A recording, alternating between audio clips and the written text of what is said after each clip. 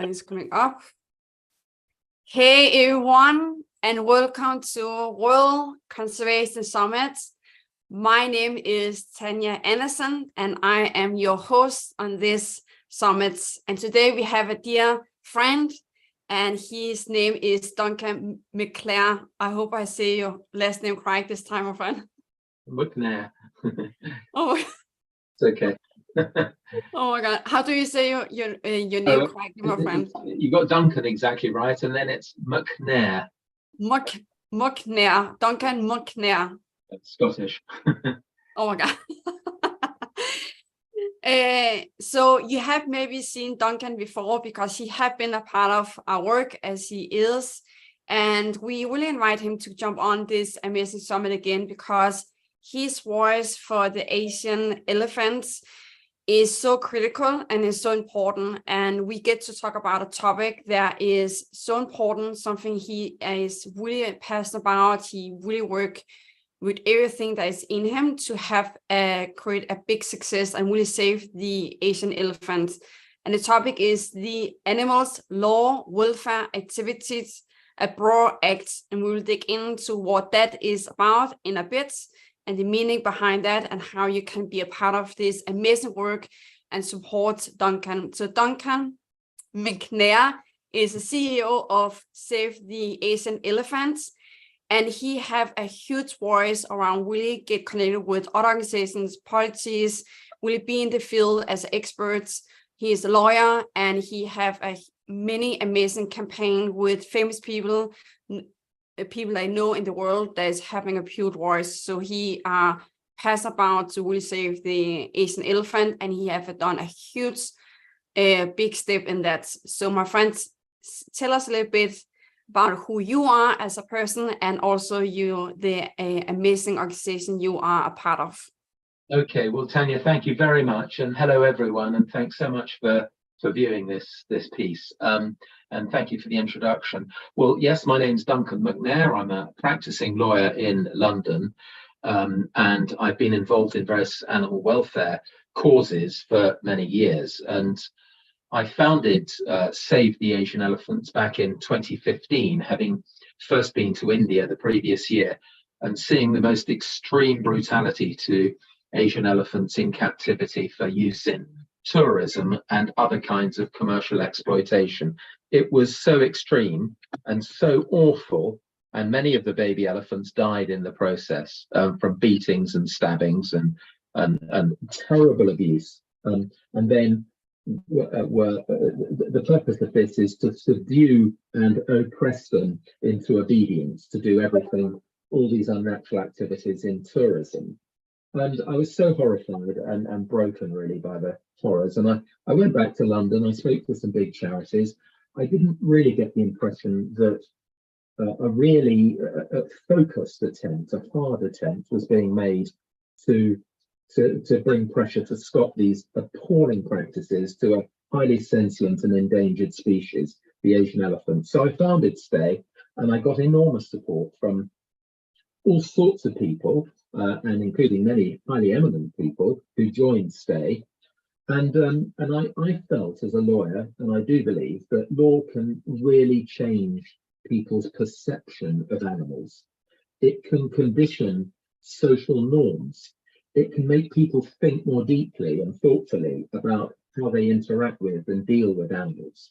My view is that animals are not the playthings of human beings, but animals, even if human beings never existed, have an innate worth and value, and that we humans are a recent arrival on Earth relative to animals like elephants and their predecessors, mastodons and mammoths, and that we should utterly respect them, and that we should not abuse them, and if we use them, we should do it with deep respect and dignity to their own individual standing and rights in nature.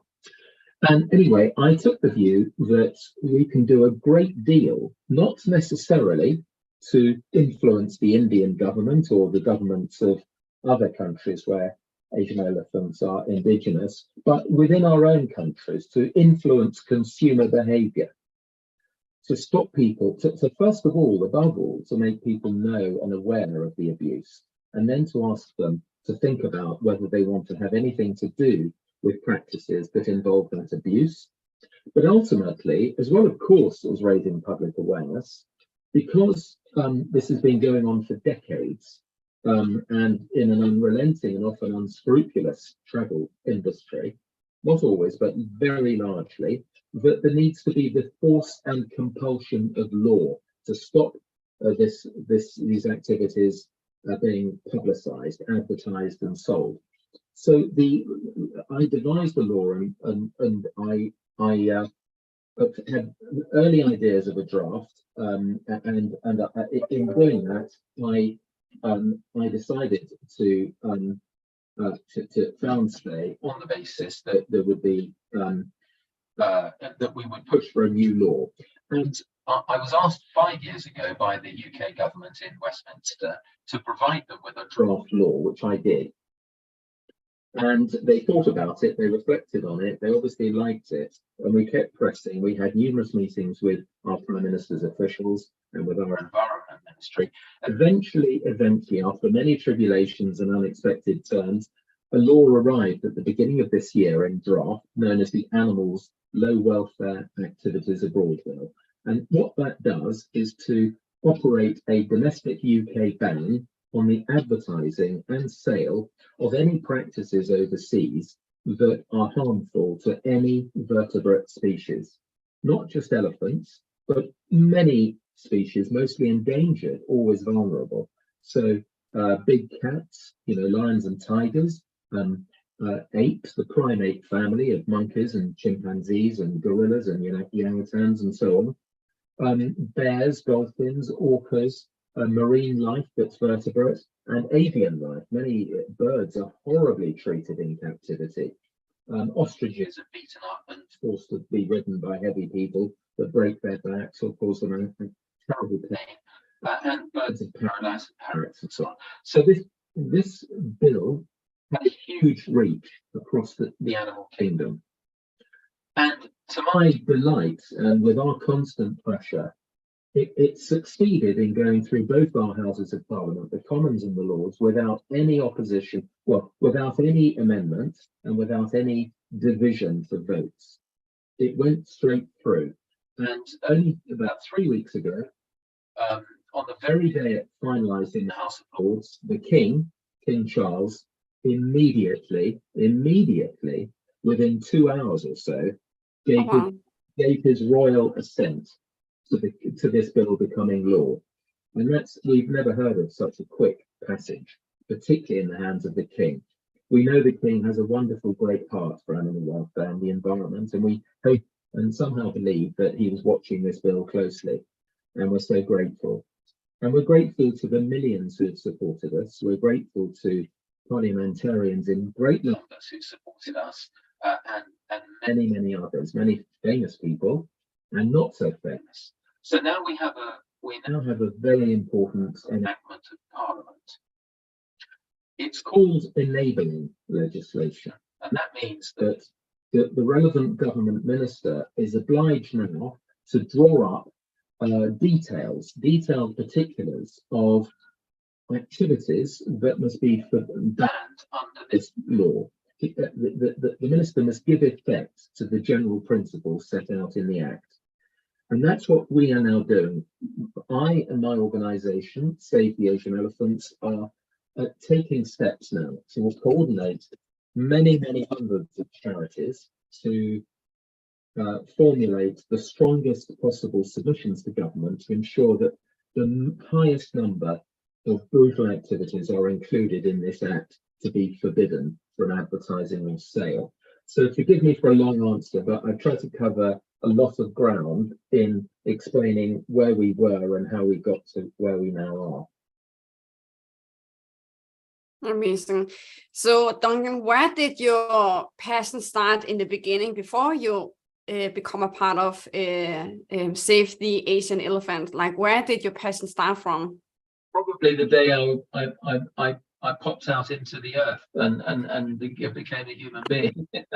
Well, no, I've always had I'm sure, like millions of people, probably like you, Tanya, an affinity for the natural world, for the animal kingdom. And I've always loved animals, and always, I'm the youngest of 7 children. I'm quite a lot younger than all my brothers and sisters. And I suppose I took up as my friends lots of animals, and I always wanted pets. I used to go around the school playground asking people 2 things, actually. In fact, I asked them 3 things. I asked them, firstly, do you have a refrigerator at home? Because we didn't, we had no money then. Secondly, do you have a baby brother? That's what I always wanted. But thirdly, I said, do you have any pets? That was the most important, because we didn't then. But I nagged my parents, and we gradually got pets. I got to know them. I used to read about famous vets all the time. I used to get my parents to drive me to all sorts of places around England to try to meet famous vets. And they were always out, they were never there. But I nonetheless carried on. And I watched films about animals always, and so on. And then, you know, when I realized I was no good at science, so I couldn't be a vet, I became a lawyer by default, because there's lots of lawyers in my family. But I realized that to be a lawyer, you know, you can help to advocate for any cause that you believe in. And I don't believe that being a lawyer is just about making money, or not only about winning cases, although that's a great part of my ambition and my professional life, but about trying to further causes you really believe in your heart, you know. And it's a very good profession to follow. And I spend a huge amount of my time now, of course, on Save the Asian Elephants and animal causes, and I'm so pleased and privileged to do that. I've done some big work for pro bono for big charities. I led a big national review for RSPCA 10 years ago, which led to the RSPCA Assured scheme for farmed animal welfare standards. But then since I founded Save the Asian Elephants in 2015, it's been growing, and you know, it's I'm so pleased to say spread into other species beyond Asian elephants. We never forget their plight, but we also realize the plight of all those other species I've mentioned, and many more that desperately need man's help. Yeah, oh, so powerful. It's always so interesting to know, like, where did the peasants start from? Because we all like come in the world with the animal kingdom on different ways in life. So that's just so interesting. I think maybe, but you know, I said I was the youngest of 7, and maybe I believe that led me to want to help the underdog. I was always the underdog in my family. I was always being wrestled to the ground by my brothers and sisters and stuff like that. I seem to have spent most of my life in a headlock from one of my brothers or sisters all the time till I was about 13 or 14. I started to get stronger there. But I always had an affinity for animals, as I'm sure many people do, because they are innocent, they are vulnerable, and they are completely dependent on us as human beings.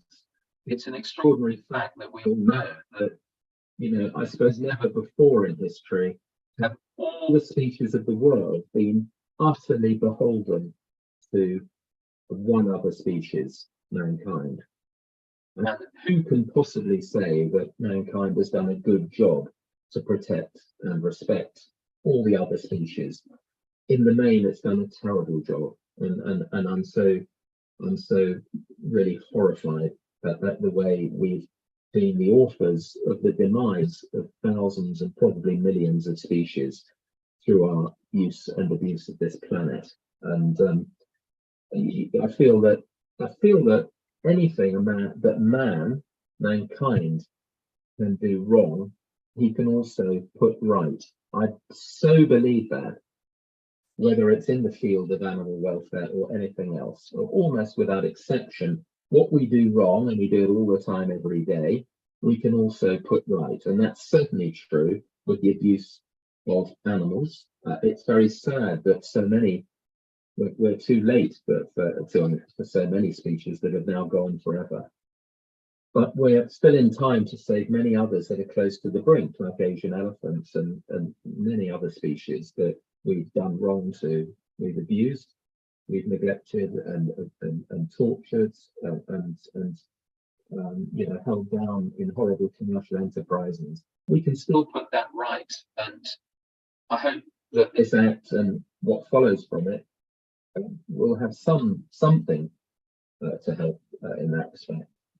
Yeah, exactly. It's so interesting when you say like the word round, it's too late. As I also experience, you have heard that for people, like it's too late with climate change, or too late to save the species, or whatever people say it out there. It's just so interesting, because if a person say it is too late, it is, for me, as how the brain is working, it's just showing like you have given up on your own life.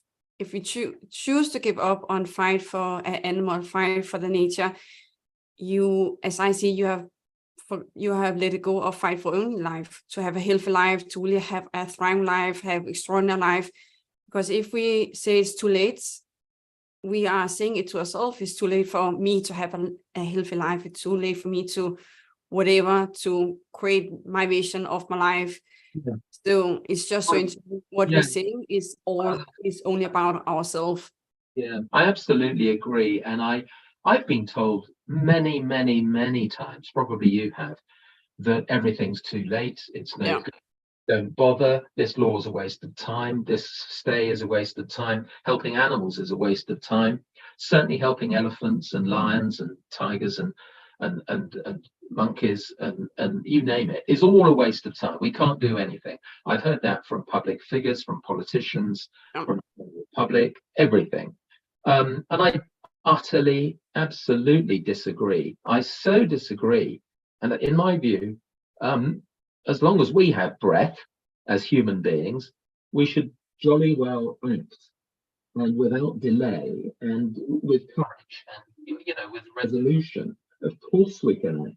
Of course we can help. We can not only help individual creatures that are suffering at the hands of human beings, we can help entire species to be saved, to be brought back from the brink of their final extirpation and extinction. And I so believe that. And, when I've heard this from people, I really am very angry. I just so disagree. It's ridiculous to say that. And we must be resolute, and we've got to work hard. But so we bloody well should, we've done so much so badly. We must now do so much so well to help them. Exactly. So powerful and so true. I'm with you there. So around this topic, around the Animals Law, Welfare Activity Abhorrent Act, share a little bit about, like, you have touched point around like the meaning, the importance in it, and how can I from Denmark be a part of that? So share a little bit about like what the meaning is, the importance in it, and Yeah, sure. Well, first of all, then, the law, in essence, it says that you must not this is presently limited to England and Northern Ireland, right, advertising there. But that's important. England has an enormous market in unscrupulous advertising of animal tourism. It's enormous. Oh, wow. We've identified over 1,200 UK travel companies who today are advertising brutal elephant venues alone, just Asian elephants. Quite aside, and in addition, from all the other species that abusive advertising happens for. And at nearly 300 different venues that we so far have identified. Stay is quite small. We have very few resources. We all work for no money, and because we love animals and helping them. But just our small group, with our limited resources, has identified that degree of abuse just in the UK, just in England. So it's a big act immediately. It covers a huge part of the market, and its purpose is to ban, to outlaw the advertising in the UK and Northern Ireland of any practices happening overseas which are so abusive of animals in tourism and exploitation that if that act was happening in the UK, it would be unlawful if happening here in the UK. Under what's called the Animal Welfare Act 2006, which is the big consolidating law for animal welfare in England. So that's what its purpose is, to ban the sale and the advertising of those unscrupulous practices. And we are now set upon a big exercise of gathering together evidence, as I touched on, to make the list as long as possible of the activities that we say should be outlawed for so many different species. Yeah. In my view, this law is, if first of all, it's got to be strongly enforced by governments. Everything can happen in politics anywhere, as we know. But we have enormous public support. You know, we have the biggest petition ever in world history for any animal species that we founded at Save the Asian Elephants. And we have an additional nearly 34 million signatures from other petitions. That's an enormous number. And that means a lot to politicians who want to get re-elected. And we think we have therefore force and weight behind our submissions and our urging to government, but it must be properly and relentlessly enforced. Now, the fines are not big, but the public shame that can befall a company that constantly breaches the law on some technicality or because it's happy to pay a small fine can rebound badly on its public reputation and on whether the public wish anymore to associate with that company if it is a repeat profiteer from the serious abuse of vulnerable animals. And I and my team at Save the Asian Elephants will be working hard to name and shame companies that go into this abuse once the act starts to run in practice. So that's the important first step. We've got to get the act working properly here. I'm also working hard to get Scotland and Wales also involved because they have quite significant markets. But then, of course, it's important not only because of the amount of species it covers, but because it is a law that is ready to be adopted in any country of the world. Oh, wow. Similar measures to be adopted. Why should there not be measures like this in any country of the world that is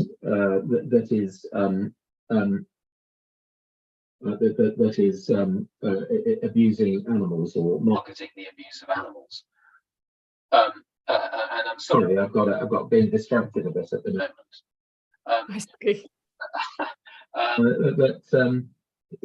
So you know, Australasia, America, the European bloc, all of these have enormous markets, including Denmark has a big market, but many countries of the world, and including countries that don't necessarily have a traditional culture of animal welfare, but nonetheless are fostering abuse of animals in tourism. So it's an important law in that way. It's a template for adoption around the world. So those are two big things: the number of species it covers and the number of countries it covers. But there's another even more important and final reason, which I touched on. This is a law that should make people stop and think again, reappraise their relationship with animals. Should it be socially acceptable to laugh and joke at a dinner party about having ridden an elephant in Thailand or Cambodia or Vietnam or India or Sri Lanka or wherever? Should that be a matter of public pride or a matter of public shame? Or having a selfie with a baby monkey, or having a drugged and declawed lion lying across your lap for photographs, or riding an ostrich till it falls to the ground, gasping with a broken back and dying in the dust, or playing with a dolphin in a horrible, tiny, featureless pool where it spends its entire life in fear and in loneliness and in despair till it dies, and many others. Should these be matters that should be spoken of with in a mood of fun and enjoyment? I don't think so. And I want to add that Save the Asian Elephants is not against animal tourism. We are not. We are against unethical animal tourism. Yeah, good point. I accept that in the case, let's say, of Asian elephants, that the last chance for that species might well be ethical tourism. where elephants are in as natural a state as possible, consistent with their security. So in a genuine sanctuary or a wildlife park where they're properly protected. And we have no problem with that. And we strongly support at Stay many establishments that are like that, that are ethical, that are durably, long-standing ethical, not good today and bad tomorrow, but that remain good and genuine. And so we have nothing against tourism, but we think that the brutal kind of tourism must end. It must end. So those are the reasons why this act, in my view, is important. I've given a lot of thought to how to frame the act, how to avoid, or if necessary, confront constituencies of opposition, and to show that what they say is not true, that you know, animals do suffer in these ways, that it's widespread, that they must be protected, and that there are ways to protect them. And so, of course, our natural opponents are big parts of the unscrupulous travel industry. Also, some of those who represent zoos, aquariums, circuses. We're not saying all of those establishments are wrong, but we say the great majority really can't make a case that they look after animals well. And that should stop, and they should recalibrate what they're doing with animals. I do not believe it's justified to use an animal just to make money, regardless of how you treat them. And I'm sure all of your viewers will know what I mean, and will have seen horrors. And you know, as a little boy, I remember walking out in horror and tears from a bullfight many years ago in Spain. I remember walking out of a circus when I saw elephants and tigers being whipped and pushed and beaten around. And that hasn't changed. I'm sure that's true for endless, probably thousands of millions of people, I believe, think that. But many more need to know. People need to know the abuse. They don't always realize it. And what's good for animals is good for humans. Tortured and abused animals can attack and kill people. And at Save the Asian Elephants, we try to be scrupulous in gathering evidence, and that includes things like the numbers of people who are turned on and killed or catastrophically injured by alarmed, frustrated, angry elephants who are abused. And a very important person in our campaign has been a lady who 20 years ago, her sister was killed beside her by an elephant at a venue in Thailand where the elephants were being stabbed and abused. I visited that place a year ago, and it was far worse then than it was 20 years ago. And nothing's changed. And 120 UK companies are presently advertising that place, which is deadly dangerous for humans, for children. The way they're used in the shows, large numbers of them within inches of these massive tusker elephants that are stabbed, and their babies are stabbed. I saw a baby being stabbed in the ring and running away screaming to run under its mother at the other side of the ring for cover. It's so horrible and outrageous to me. And that place is called, I don't know if you want me to name the place or not, but it's very well documented. You're welcome to do it so people get the knowledge. You want me to name it? Yeah, you're welcome to do it. I'll name it. It's called Nong Nooch Village Garden. It's near Chiang Mai in northern Thailand.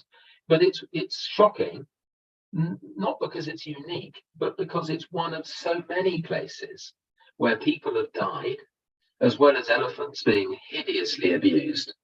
And it's making huge money out of animal utter misery and despair. It's a disgusting place, and yet it's being freely advertised all over the place. And that should stop. Certainly should stop in, well, anywhere. But you know, we believe there is the opportunity for big reach with this law, particularly if it's adopted in other countries, to put an end to these sorts of places, or at least to put an end to those sorts of activities within those places. Amazing.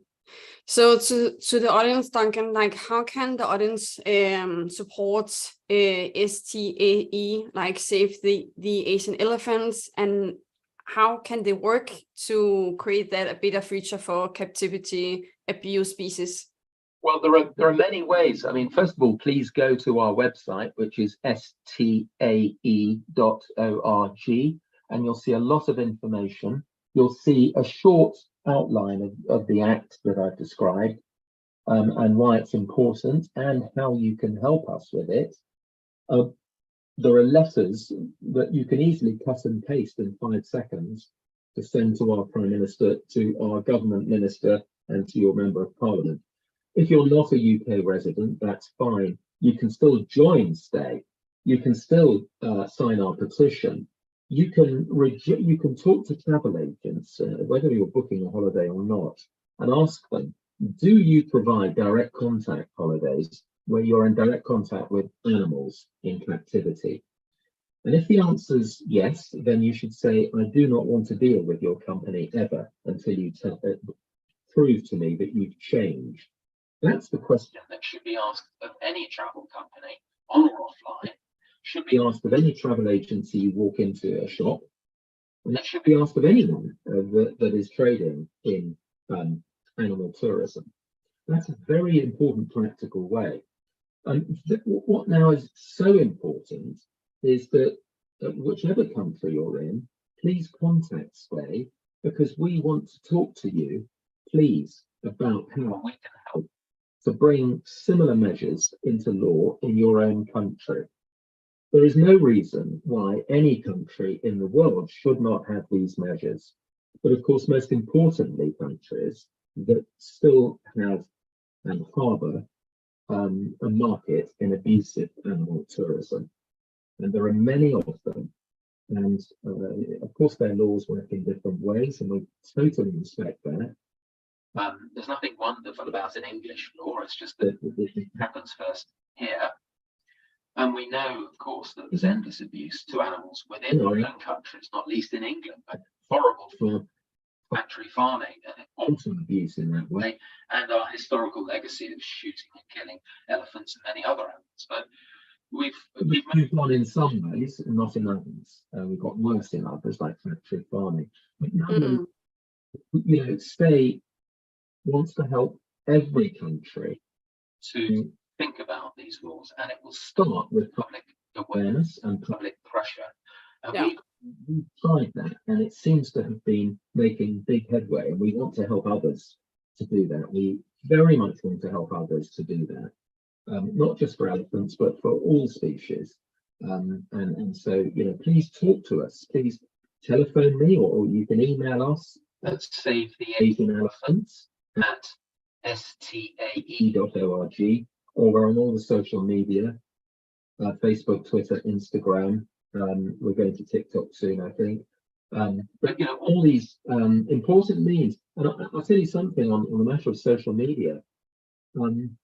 Elephants, Asian elephants, are an ancient species. Yeah. They go millions of years, and more than that in relation to their forebears.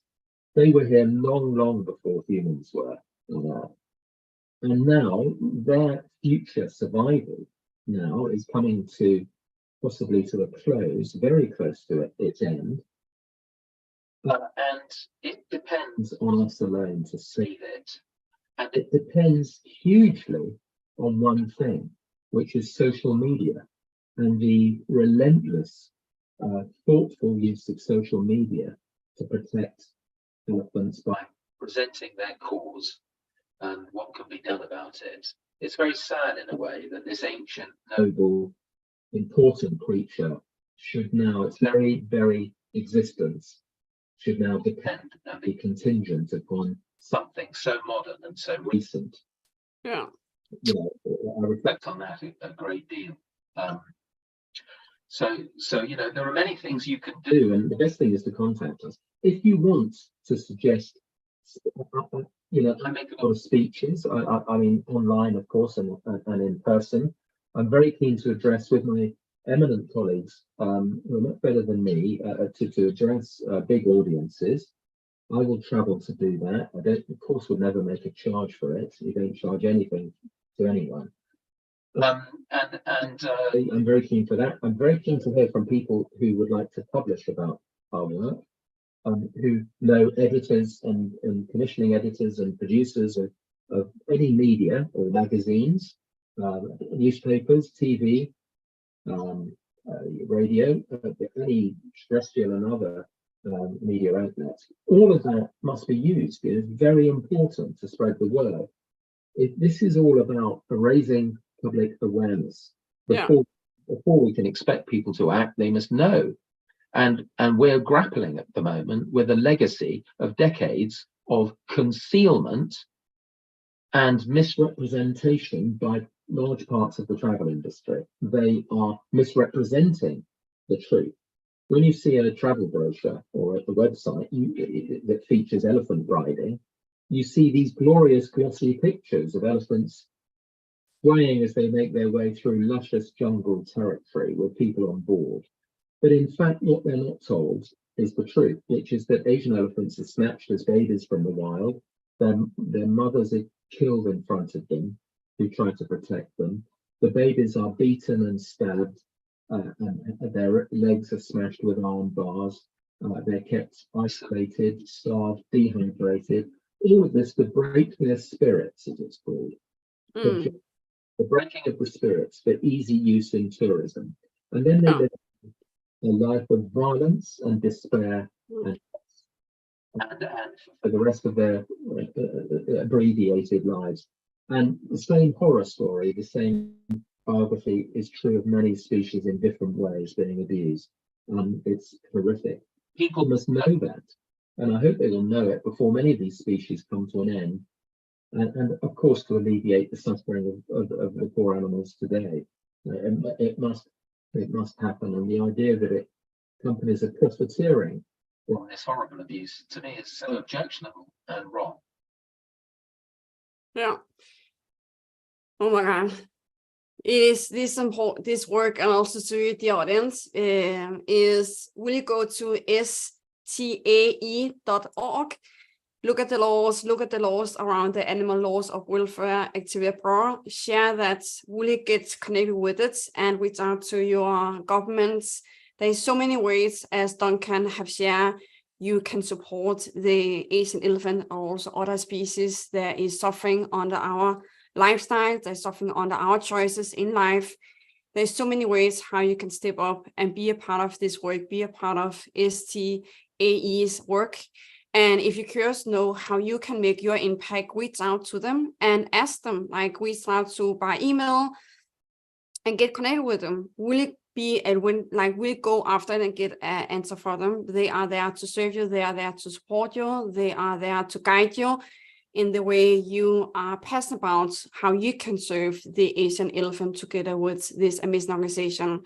So to you, Duncan, thank you so much, my friend, for being a powerful voice for the Asian elephants and for the world, and really be a person that is one of the things I really love by you. I believe I have said that is you're not afraid to say your meaning and you're saying it. And that is something I really appreciate and something I really think that is needed in this world, someone to have opinion and that's not afraid to take a stand for another living being as the Asian elephant for you. So thank you so much for being a fighter for them and being a strong voice for them and being who you are and be a part of this amazing summit. Yeah, thank you. Can I just add one last thing? Yeah, of course. That I could have and should have said earlier, that also it's important for people in other countries to let their politicians know about this act and about the opportunities for similar measures to be introduced in their own country. And when politicians generally, and there are many good ones, realise that the public are behind this, there is a very good chance that they will think about adopting and pioneering or championing these measures. So anyone who, you may not know a politician, but get hold of your representative and tell them about it. If you want materials from us, we will send them. But they must know, as well as the public knowing, that must be converted into pressure upon politicians who have their hands on the levers of power and of new law. So that's what we've done, and that's why it's important that you try to do that wherever, whatever country you're in, as long as it's a broadly functioning democracy. Then why should it be that the overwhelming wish of the people should not come to fruition in new law that commands enormous support across humankind? Yeah, exactly. Thank you so much, my friend.